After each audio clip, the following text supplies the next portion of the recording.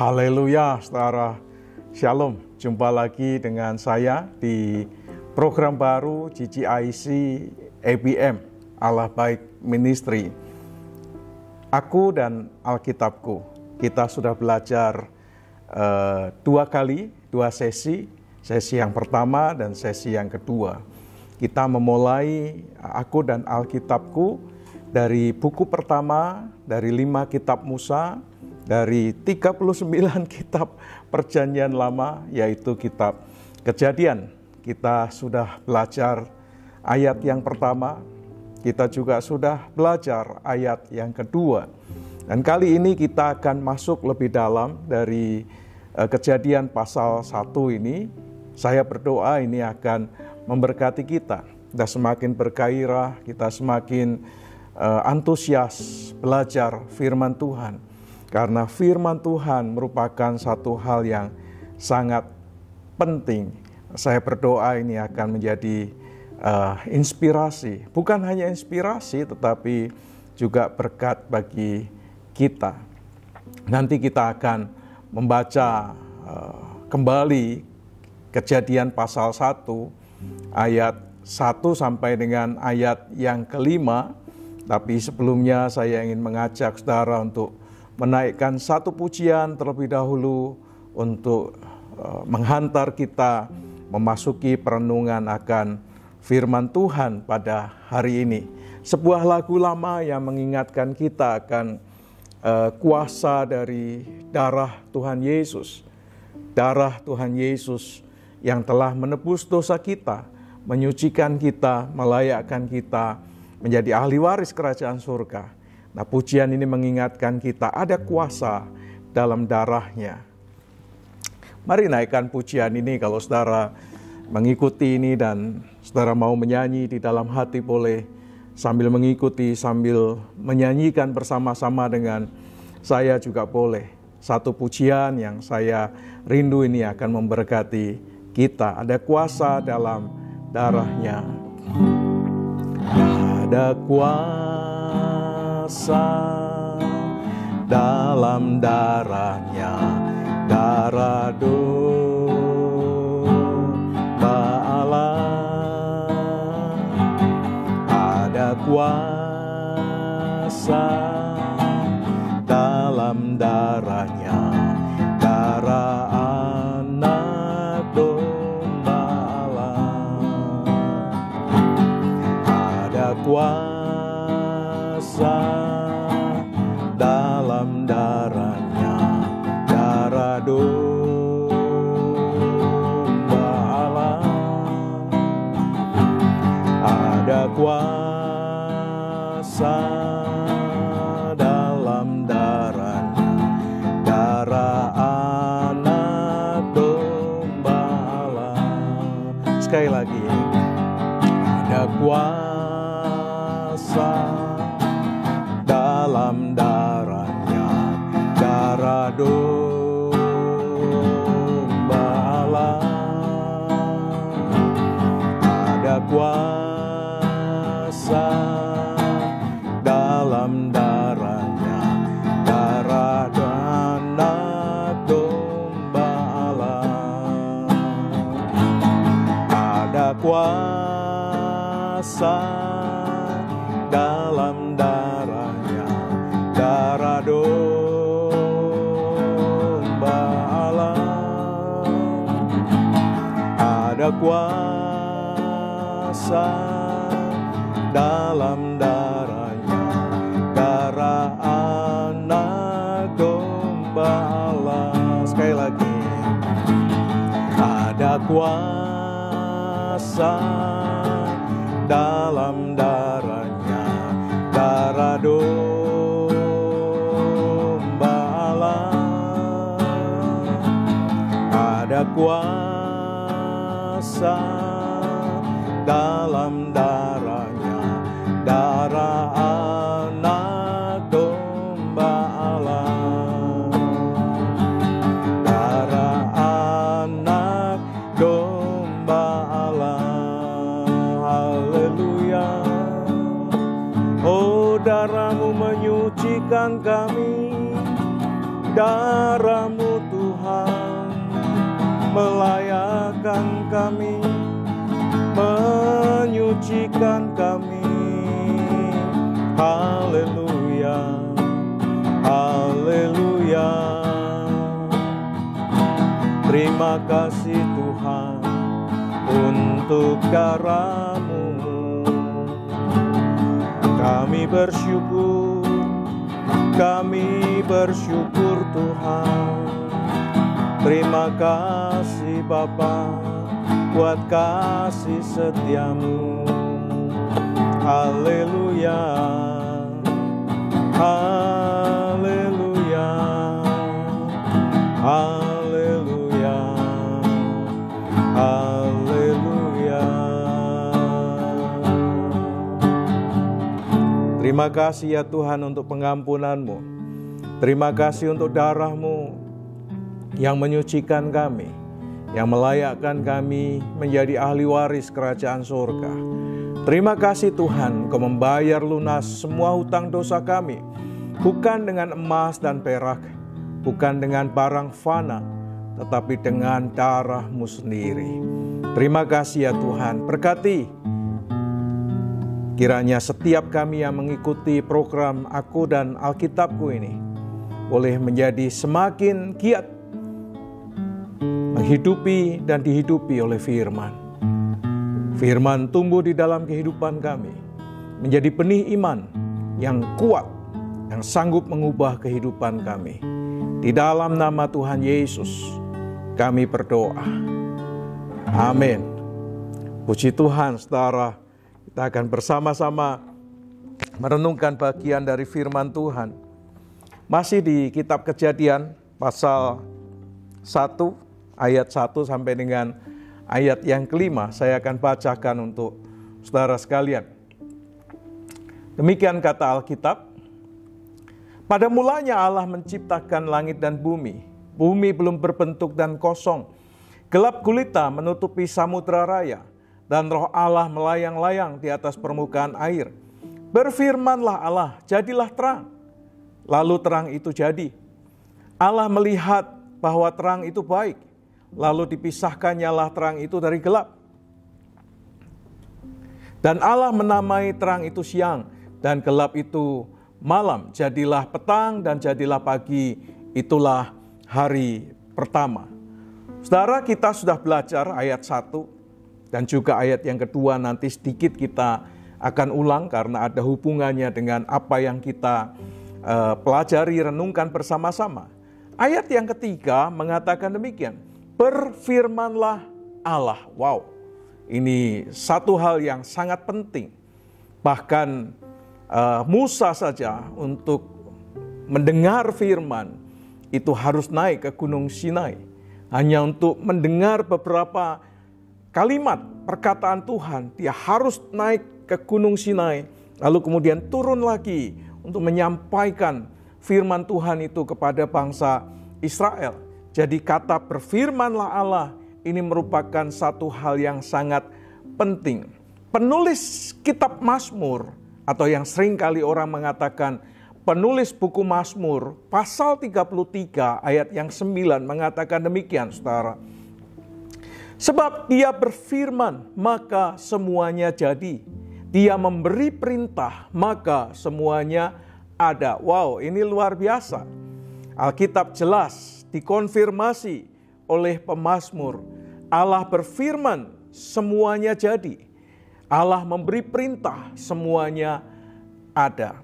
Saudara, dalam bahasa Ibrani, kalau kita sedikit menggali firman dalam terjemahan baik bahasa Inggris maupun dari bahasa aslinya, sekarang mudah kita bisa mengakses lebih mudah, tidak seperti dulu kita bergantung dengan buku-buku yang bahkan sulit untuk kita temukan, untuk kita beli khususnya di Indonesia. Tetapi hari-hari ini saudara, kita ditolong banyak oleh karena media sosial. Kita ditolong banyak oleh karena adanya internet. Sehingga untuk mengakses bahasa-bahasa asli atau bahasa Ibrani atau bahasa Yunani yang baik, yang masih original menggunakan huruf-huruf Ibrani dan Yunani, maupun yang sudah diterjemahkan dalam bahasa Inggris atau bahasa Indonesia itu dapat mudah kita temukan, sehingga seharusnya saudara tidak menjadi kesulitan untuk menggali firman, belajar firman Tuhan. Nah, dalam bahasa Ibrani digunakan kata amar. Saudara bisa sama-sama dengan saya mencari di Google kata amar, saudara akan menemukan makna atau arti yang sama. Kata amar itu berarti berkata atau memerintahkan. Kalau kita melihat definisi kata ini dalam bahasa Arab, kata amar dalam bahasa Arab itu memiliki makna yang luar biasa, makna yang lebih dalam. Karena bahasa Arab itu menerjemahkan kata amar itu dengan perkataan yang mengandung tuntutan untuk mengerjakan suatu perkara dari yang paling rendah hingga yang paling tinggi. Jadi amar itu berisi tentang perintah. Baik perintah yang paling sederhana sampai perintah yang paling sulit dilakukan. Dari pekerjaan yang paling rendah hingga pekerjaan yang paling tinggi. Itu kata amar. Karena ketika itu diucapkan mengandung tuntutan untuk dikerjakan, untuk dilaksanakan sesuai dengan apa yang dimaksud dan yang diharapkan. Sehingga tepat seperti yang dikatakan oleh pemazmur, Allah memberi perintah dan semuanya ada. Karena kata amar di dalamnya mengandung kata tuntutan atau pengertian tuntutan. Sehingga Allah menuntut dengan perkataannya, dengan ucapannya, dengan firman yang dia sampaikan. Dan menurut dan jadi seperti apa yang dikatakannya. Kalau kita melihat Yesaya pasal 14 ayat 24, maka di sana dikatakan Tuhan semesta alam telah bersumpah firman-Nya. Sesungguhnya seperti yang kumaksud demikianlah akan terjadi, dan seperti yang kurancang demikianlah akan terlaksana.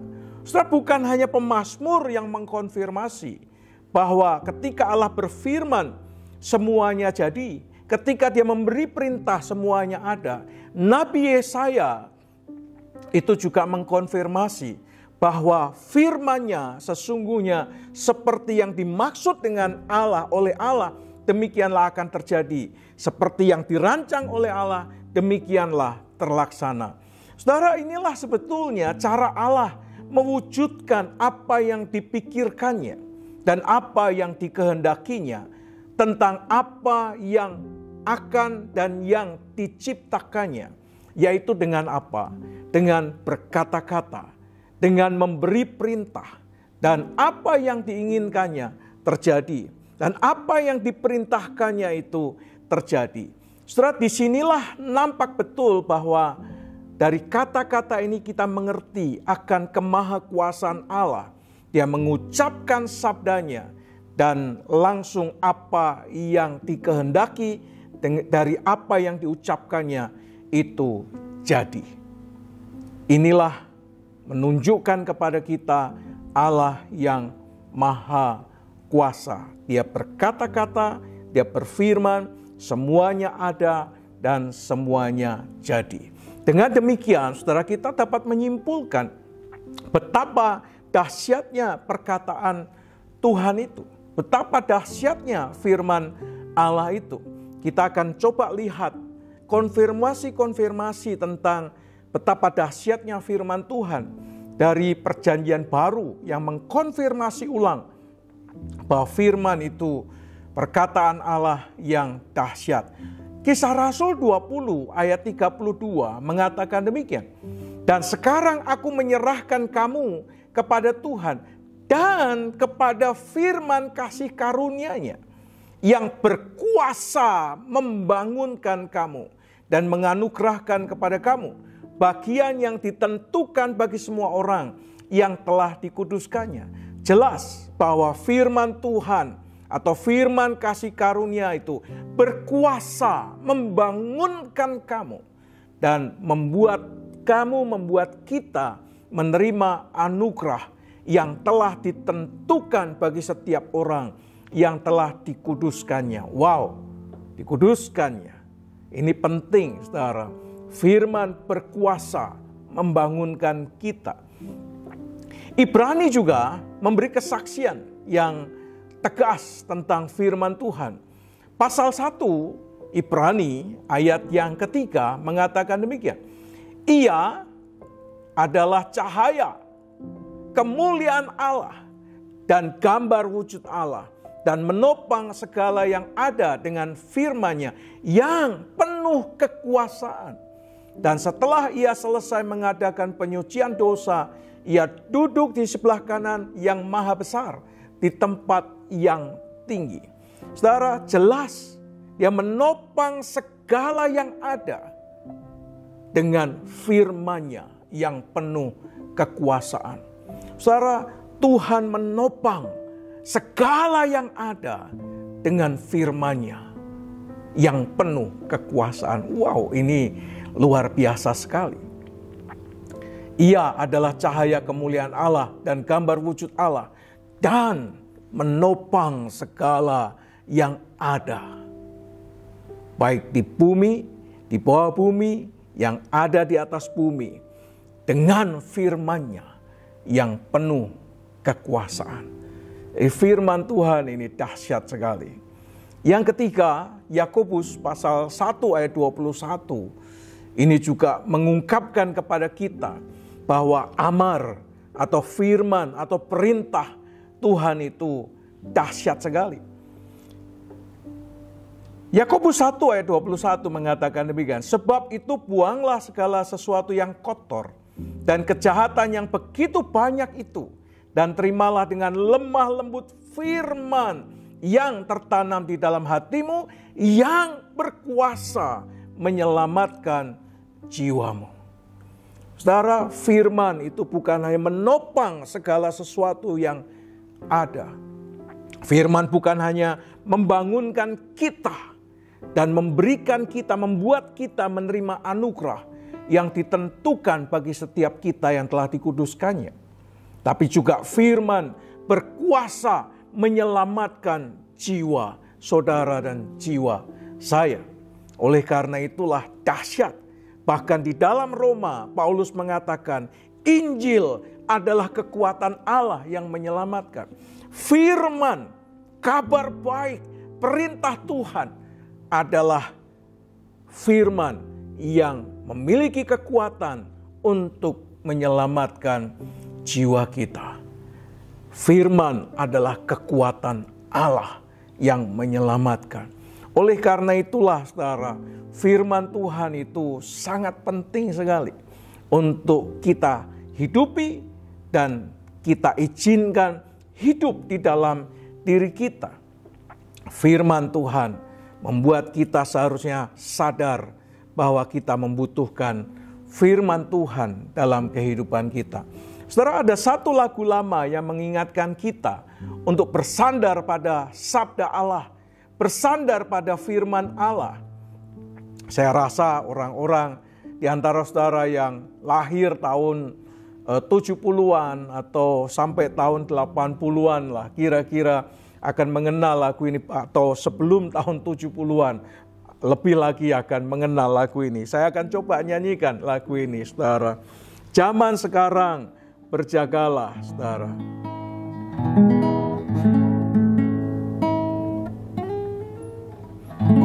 Zaman sekarang berjagalah, lihat dunia bergelora, dengaran sini sana banyak kabar menakutkan. Berlindunglah dalam sabda Allah. Zaman sekarang, zaman sekarang berjagalah, lihat dunia bergelora,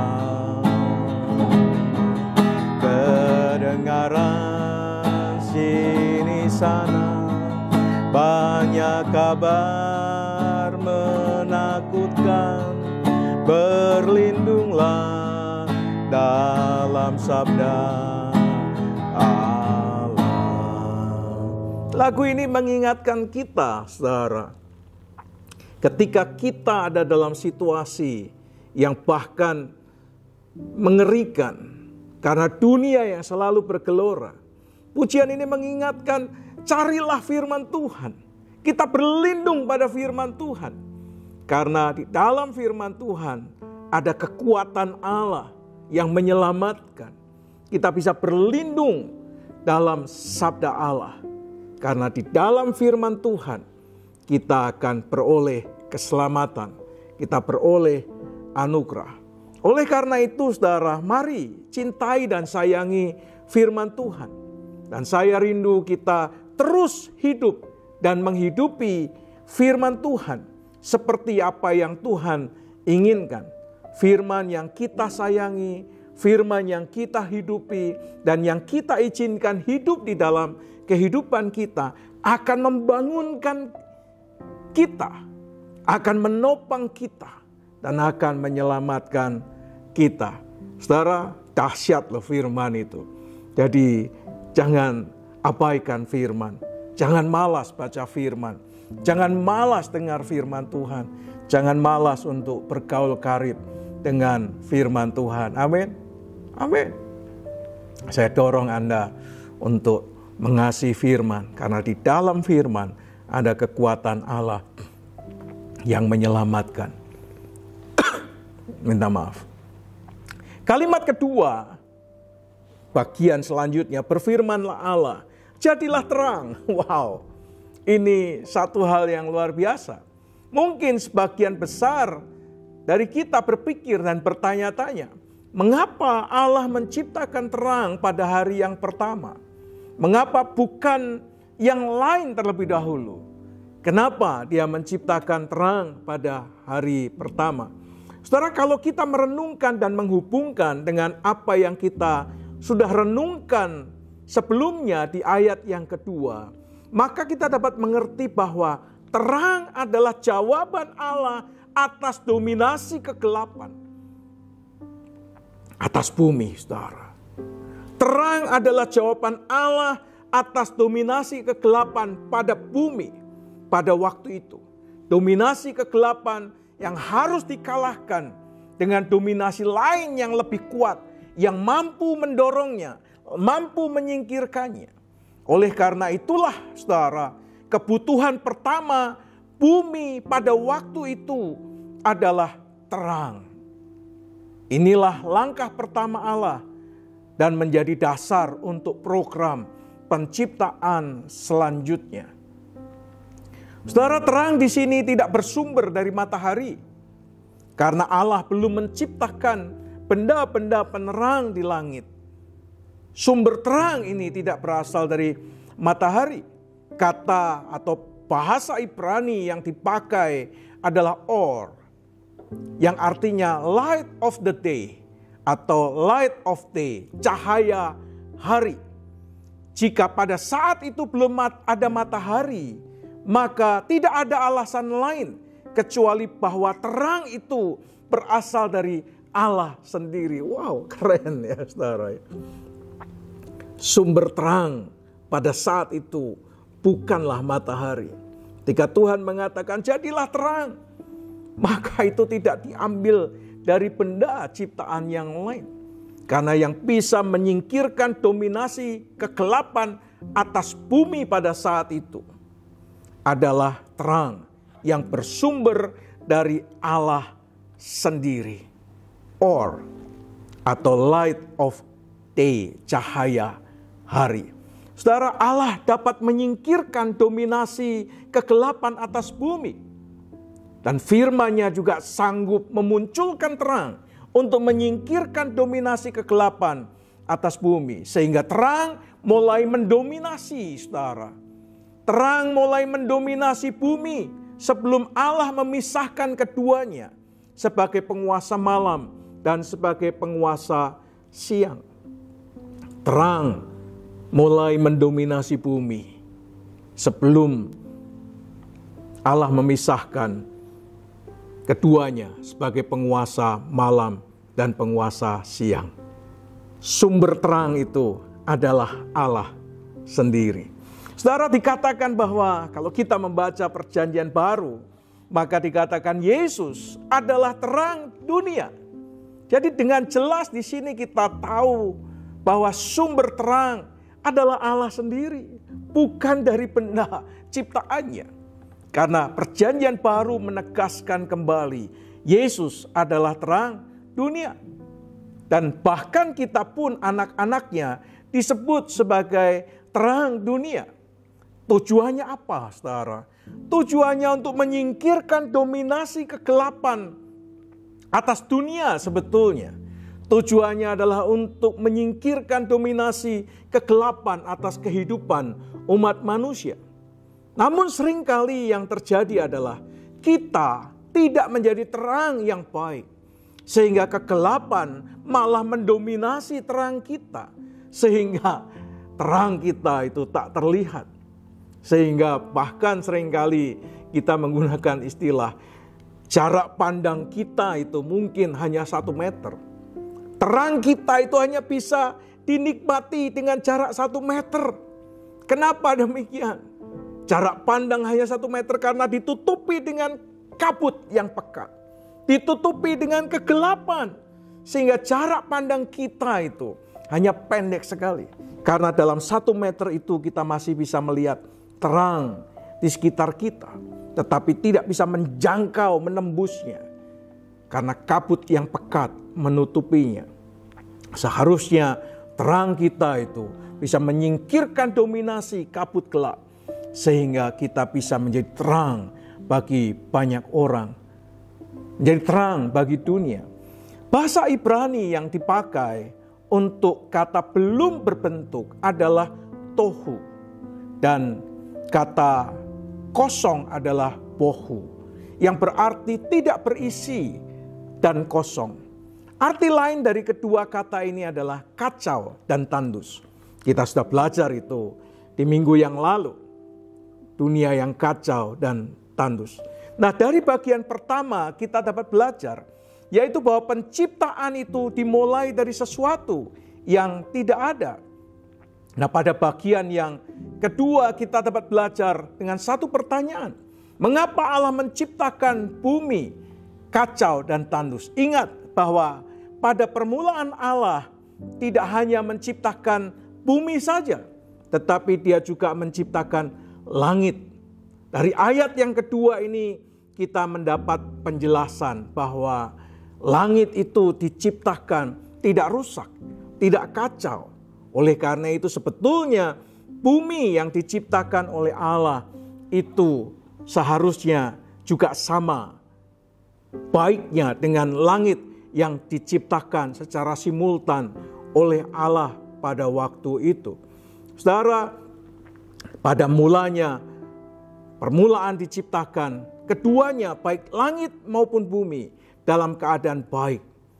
Saya yakin saudara juga sama, percaya bahwa Allah tidak menciptakan segala sesuatunya tidak baik. Ya, semua diciptakan oleh Tuhan itu baik. Saudara, dunia untuk menyingkirkan dominasi kegelapan, untuk menyingkirkan dominasi kekacauan atas bumi ini, penciptaan pertama Allah menciptakan jadilah terang, supaya dominasi kegelapan itu menyingkir dari atas permukaan bumi ini. Saudara, saat ini dunia di mana kita berada, khususnya di Indonesia, sedang dilingkupi dengan kegelapan. Dominasinya mendatangkan rasa takut. Dominasinya mendatangkan rasa khawatir, rasa cemas yang sangat luar biasa. Dunia dicengkram dengan ketakutan. Bayangan suram dan gelap ini diprediksi dalam kurun waktu yang lama sekali. Bertahun-tahun bahkan kita sudah melewati tahun 2020, 2021 dan kita akan melewati tahun 2022.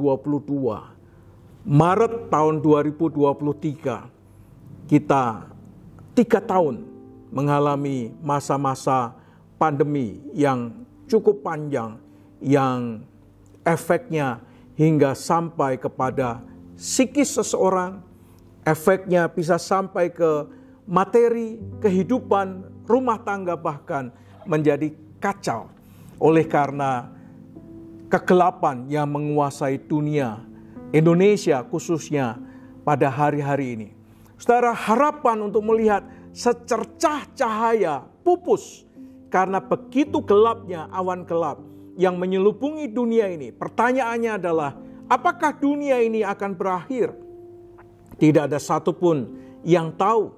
Tetapi firman Tuhan jelas berkata kepada kita bahwa Allah sanggup menyingkirkan dominasi kegelapan itu dengan terang yang berasal dari dirinya sendiri. Karena Dia adalah terang itu sendiri.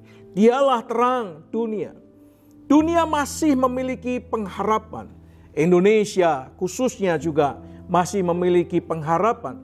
Saudara, kita masih memiliki pengharapan, yaitu firman Allah dan Allah sendiri. Kuasa kegelapan akan tunduk, awan gelap akan menyingkir, dan terang kembali akan melingkupi dunia.